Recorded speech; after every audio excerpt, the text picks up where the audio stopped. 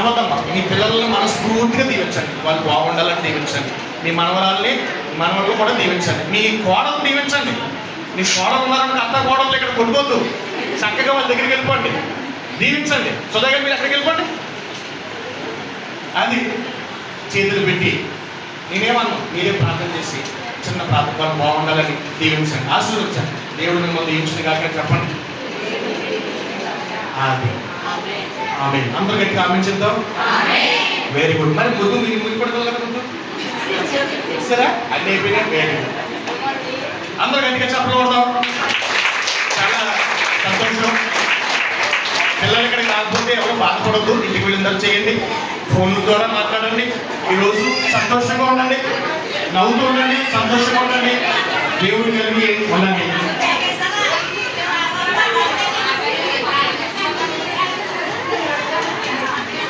ఏడకూడదమ్మా, నాన్నమ్మ కదా కొంచెం